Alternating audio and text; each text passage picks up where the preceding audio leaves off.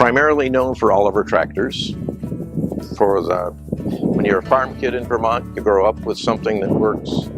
And brothers and I would fight hammer and tong to drive the Olivers we had on the farm. Get up early, beat them out any way we could, and it's become quite an affection and quite an affliction. The joke in the household is we have plenty of Olivers, but just never seems to be enough. There was just something magic about the way they operated, the fact that they were the first to have 6 cylinders and very smooth, almost car-like drive. Plenty of power, very maneuverable, and just captured the imagination. Their philosophy was to make something that was intelligent, stylish, functional, and ever able to be modified to do whatever agricultural job was necessary. And they did a fabulous job in making high horsepower, good handling, and very efficient machinery. This is a 1957 Oliver Super 99. It has a General Motors 371 diesel engine in it. At the time, it was the tractor with the most horsepower and the most gears in that period of time. It was very powerful. It's quite noisy, but it has very high collector value, and I could sell it in a heartbeat if I was so inclined. It's not for sale.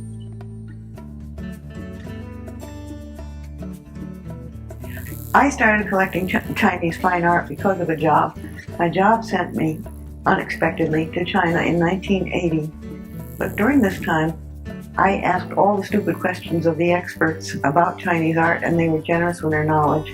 So I learned a good deal about Chinese art and fell in love with it. So over the years, because I knew the artists, knew the sources, knew the dealers in China, I was able to find art that I just fell in love with.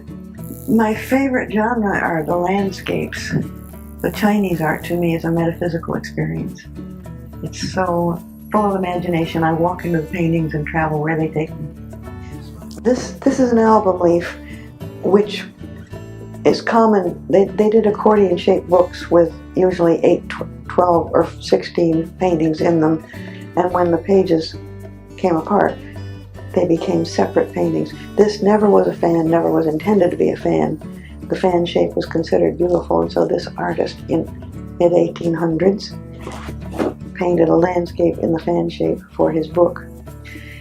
And there's a tiny little scholar on a tiny little path heading up to a tiny little house up there in the middle of the mountains, which is, again, the Taoist concept of man is very small and nature is huge. I love that painting. I had a lot of problem with when I started wanting to collect these things. I kept saying to myself, what are you doing? You don't have room for this. You can't afford to do this. What are you doing? And I finally decided that if this was my passion, I could find a way to afford it. And so I've done it. Collect, and I still have them, Demitasse coffee cups, which were used for drinking very strong coffee after dinner. I think I got started collecting them. My aunt and uncle that I was very close to brought back a little one from Ireland. So I said, oh, that's lovely. I think I'd like to get some more. So then my husband, each time he would go away, he'd go to a different city in the United States and he'd find a museum or he'd find a place and he'd buy one for me. Well, I collect a lot of things. What you're in today is one of the divisions of the Wascomium, which is a contemporary visual art collection. I'm very intoxicated with the idea of materials that are not traditionally used in art being used in art. I like comments on current cultural mores.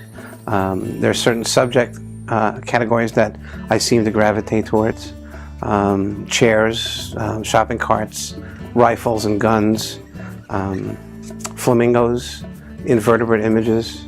But then there's a lot of abstract work that really doesn't reference anything in the real world at all. There's a fellow who passed away recently named David Huber, who was an incredible assemblage artist, and I went to the South End Art Hop in 1998. It switch flipped, it hasn't flipped back, I was very intoxicated and entranced with this piece. It was almost like a religious experience, and I remember thinking, oh, it's really wonderful, it's so big, and I probably can't afford it, and where would I put it, and all of the things that probably people are either thinking about consciously or subconsciously when they don't buy art, and which is most people. And went to his studio and ended up purchasing 5 pieces, of which that was one, and making room. And it's just kind of gone on since then. So yeah, it's just 6 months or so after that incident, I had between 300 and 500 pieces, and I realized that I was in the game, as they say, and so I realized that I must be doing this, and I had to make room in my life for it, and it's really become the defining thing that I do in life.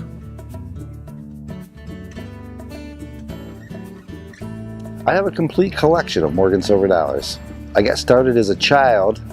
My mother used to have an apartment house, and we had a tenant upstairs who used to pay us rent in silver dollars. Then I would get some for my birthday or Christmas or something, and I've been collecting ever since. I just saw some old fans. I started with retro fans, and I just thought they were really cool, and every company had their own sort of design, and each was different.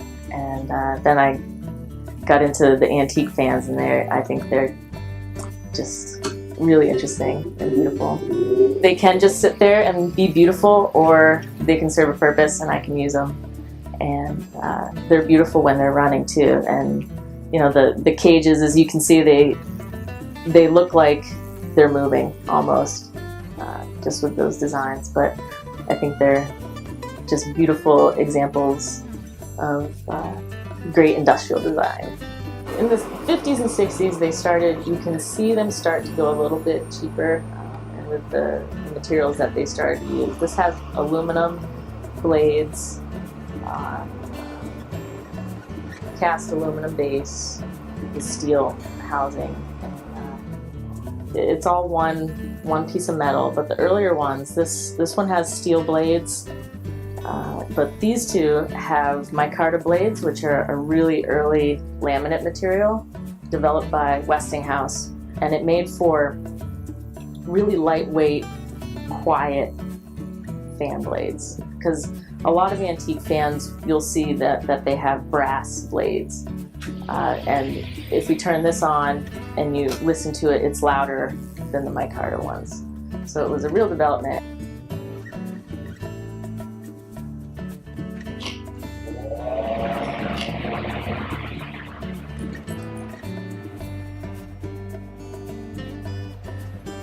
Think about it, and 90 years later, these still work fine. You can run them all day. They don't make things like they used to. Yeah, that's my collection.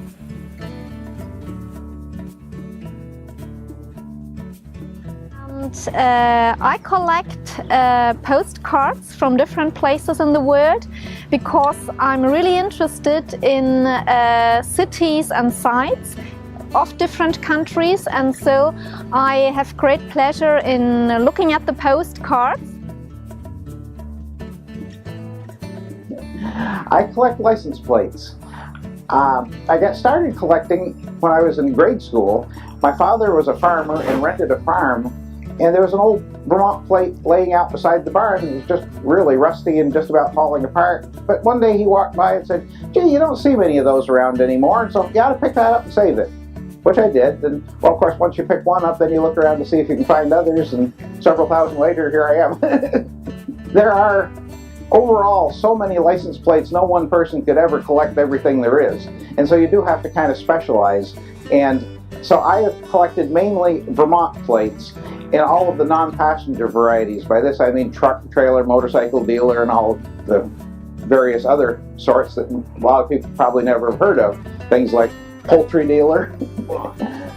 Vermont passed a law that you had to have your car registered by May 1st, 1905, and this is the plate that you got. These plates were made by taking a sheet of iron and covering with porcelain enamel, sort of like a kitchen pot would be today. The Next plate is a 1924 Vermont truck plate. That would be what the truck that's now up on the Ticonderoga would have had on it when it was brand new. And the last plate is a regular 1939 Vermont passenger plate, except being number 1, that was used by George Aiken, who was governor of Vermont at the time and later went on to be a U.S. Senator from Vermont for many, many years. I never met a plate I couldn't take.